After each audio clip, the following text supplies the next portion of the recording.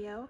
I am going to be doing one of my one-take wrap-ups today. So, if you haven't seen before, for the past, gosh, I think it's been 2 years, the way I wrap up books that I've read in the month, or 2 months in this case, is that I just tell you about them in one take, so I don't have to edit videos because I hate editing videos. So let's just get into it. Here's what I read in January and February of 2023. I had filmed a January one take wrap up, but then when I went to upload it, I noticed that I had it zoomed in. So it was like just my eye for the whole video. I have no idea how that happened. So I just deleted it and I was like, well, whatever. And I now am just getting to filming the January and February wrap up on March 12th is when I'm filming this, and I don't even know when I'll be able to upload this. So you know what, it doesn't matter. Let's talk about the books I've read. I have 14 books between January and February. I think almost all of those I read in January, but let's just get into it. Okay, the first book I read was The Tea Dragon Society by Kay O'Neill, which I really enjoyed, and I plan on reading the sequel very, very soon. It is a graphic novel. It is a very cozy, low stakes story about this magical fantasy world where she is learning to make tea with tea dragons, which are dragons based on the types of tea. I'm not a tea drinker, but I really like these books, and I did recently get a teapot. So maybe I will try and find a tea that I like and enjoy these books. I think they're so good. The illustrations are beautiful, and it was a really fun, cozy, comforting read for it to be my first read of the year. And the time in which I read it, which was in like a day, but I was in a waiting room at a hospital, which is never a fun place to be, so it was a really good thing for me to be reading. Next, my favorite book of maybe all time. This series, I don't even know what to say about it. So let me just wrap them up all together. So I read A Curse So Dark and Lonely, A Heart So Fierce and Broken, and A Vow So Bold and Deadly. I'll do the trilogy together. I read all 3 of those in January. I gave them all 5 stars. It is now probably my second favorite fantasy series of all time. The only thing that edges it out is A Court of Thorns and Roses, because like it's A Court of Thorns and Roses, but it's a very like tight race. I love both of the series, but A Curse So Dark and Lonely, I will just kind of synopsize the first one. I don't know if that's a word, it's not important. The first book follows Harper, who lives in the real world in Washington, D.C. Her family has fallen on hard times. Her dad is gone. Her mom is really, really sick and like dying, like hospice care, and they have no way of making money. So her older brother kind of has fallen in with thugs and like gang stuff, and he is trying his best to make money for the family. She helps him by being a lookout, but she doesn't really get involved. There's also some really interesting disability representation. She has cerebral palsy, which is not something I know a whole lot about, but it was very interesting to learn about through her character. The thing with cerebral palsy is it's different for every person. I mean, with any disability, it's different for every person, but this one specifically, because there's such a wide range of severity. But anyway, Harper is on the lookout for her brother, who is shaking down someone for money, and she notices this big, strong looking guy who's dressed kind of funny attacking a girl, and she decides to intervene because that's just who she is. She's just a good person. She doesn't want to see this girl get kidnapped, but instead he kidnaps her. And he brings her to a magical world where it's a Beauty and the Beast retelling. She is supposed to fall in love with the prince in order to take the curse off of their land. So enter Prince Ren, my dramatic, angsty boy. He has been cursed for, I don't even know how many seasons it's been, but they're in an eternal autumn. Everyone in the castle grounds is dead except for him and Gray, who's his commander. And everyone else has been murdered by the witch or by the beast. And so it's just the story of Harper and Ren falling in love, but just like the world, like, oh, it's just so good. I don't even know how to explain it. I love it so much. And I have not felt this way about a book in so long. Like, I don't think I read a book last year that I felt like this about. It was just all consuming. I loved it so much. I love the characters, I love the world, I loved the magic. I especially can't remember the last time I loved a fantasy like this. And so, yeah, we follow the story throughout the 3 books. We find out more about Gray. He is the main character in the second one, and then the third one kind of brings all 4 perspectives. That 4th perspective being Princess Liamara, who is the eldest daughter of the northern country, which obviously does not get along with the southern country, because what's a fantasy without an all-out war? So it's so good. The magic system is so cool. I love all of these characters. I love their representation.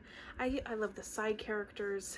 I love especially Harper's brother and then his boyfriend are just, those 2 are so funny to me. Jake and Noah.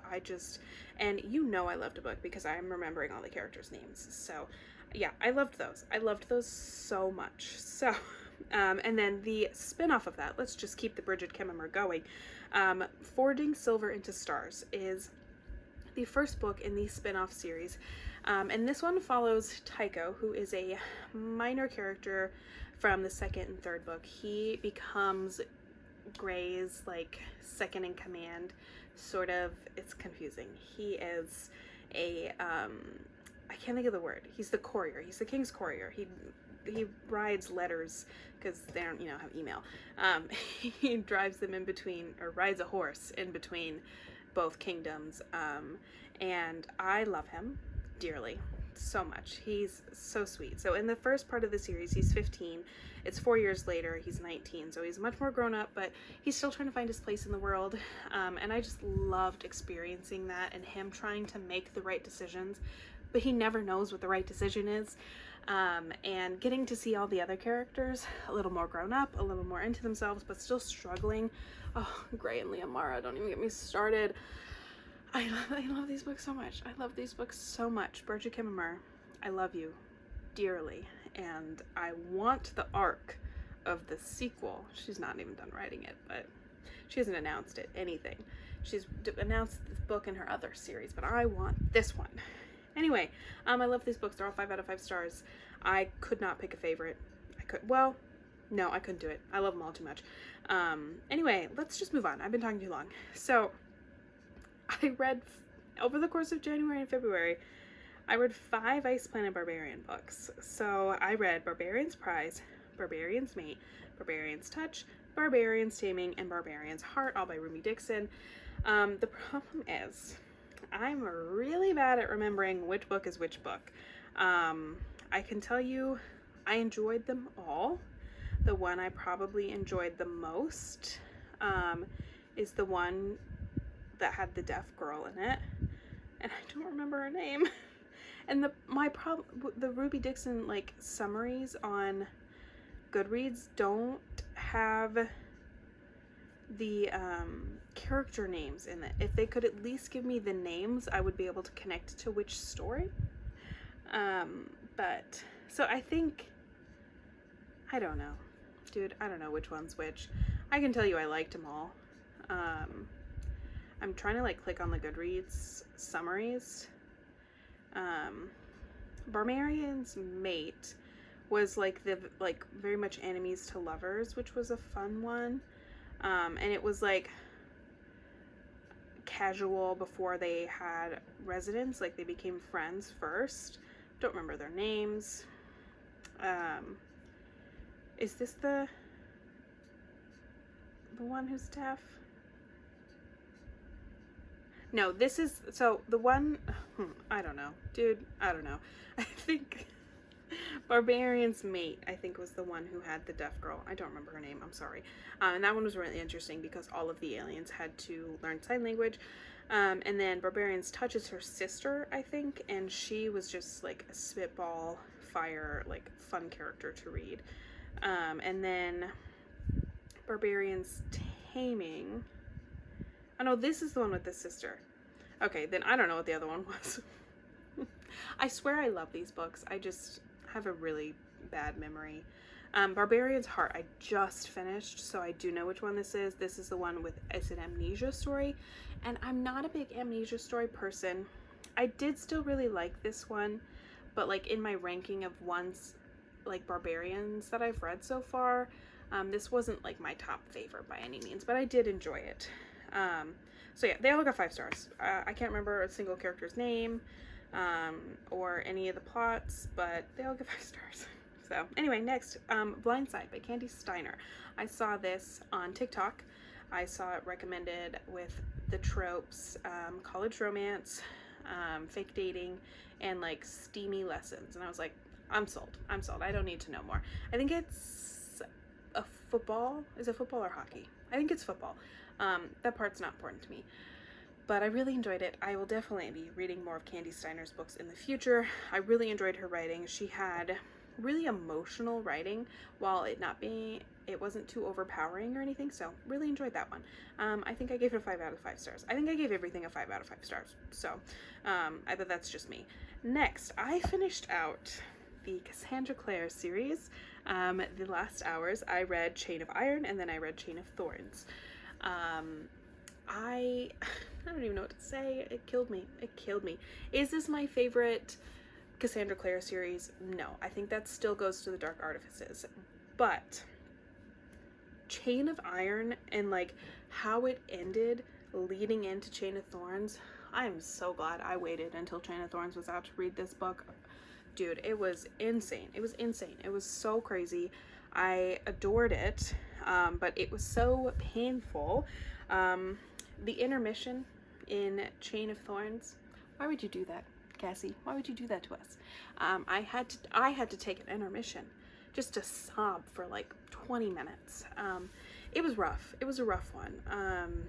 I loved it, but it was rough. The only complaint I will have, I love where everyone ended up, except for, anyway, I loved where everyone ended up. I loved the plot. I loved the fight against Belial, however you say his name.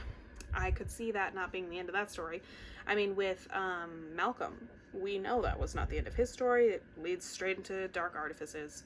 Just add 90 years. And it, that ends terribly. So there's that. But my thing is, I feel like she has to write another part of the story, because everyone gets a happy ending except for Matthew Fairchild. Like, okay, he's working towards sobriety. That's great. But like, I want him to have a happy ending too. He's just gonna go traveling the world. I know, like, I want something for him. I want him to have, even if that's not a romantic partner, even though that's what I want. He needs something. He needs purpose. He needs something. He was left with like nothing. He needs more, like a family. I don't know. He was the one that didn't get anything in the end, and I found that really upsetting, especially because he was my favorite character. So I overall did still really enjoy the series, all 5 out of 5. At this point though, still I don't know whose parents are who. Like, I cannot keep track between Gideon and Gabriel Lightwood. I don't know which children belong to which set of those parents. I just don't care anymore. Okay, and then actually, oh yeah, one more. All Good People Here by Ashley Flowers. This book was way out of my comfort zone. It is an adult mystery thriller, and you've probably seen me on this channel before say that I would never read another one of those again. I have the hiccups. But I did. So I joined a casual book club with some people I know, semi-know in real life, an attempt to maybe make friends one day. And this was the first choice, and I was like, okay, fine, whatever. I rented it from the library. I went in with very low expectations. I honestly thought I might DNF it. And it pleasantly surprised me. I really enjoyed this book. The writing was so compelling. The main character, was she dumb sometimes? Yeah, but that's the circumstance of the story, and maybe it's just because I'm also like rewatching Bones right now, but I just loved the crime aspect, and I think because this story, it's a crime story, was told from the perspective of a journalist investigating, I enjoyed it much more. All the other crime thriller type stories, either one have had a stupid paranormal twist in the end, or two were told from the perspective of just a regular person. And I always got stuck on that. I'm like, why are you involved in this? Just give up. But this is someone who was relentless because one, she had a personal connection to the story, and two, that is her job. It was her job to investigate. So I think that made it a lot better. My only complaint was the ending, and I will not spoil it, but it is a very, very, very, very open ending. And I hate an open ending. There's nothing I hate more. And everyone's like, well, you can interpret what happens. I don't want to interpret what happens next. I want to be told what happens next. That's why I'm reading this book. I want to know how the story ends. So I didn't like that. But I think I still gave it a 5 stars, if not a 4. I gave it a 4 stars. Either way, I really, really enjoyed it. And I was just so surprised that I liked it and like wanted to keep reading. Whereas every other thriller I've ever read, I've just like bored. So that was fun. Okay, I feel like I've been talking for 1,000,001 years. Those are all the books I read in January and February. Genuinely, I think 3 of those were read in February. But yeah, I am looking forward to reading more books. March so far is not shaping up to be really great when it comes to reading. March is a really, really busy month for me this year, so we'll see. Either way, maybe I'll wrap up March and April together if I don't read enough in March. But yeah, I hope you enjoyed. I upload videos whenever I get around to uploading videos, but I hope you enjoy regardless. So like, share, subscribe, and I will talk to you guys next time. Bye.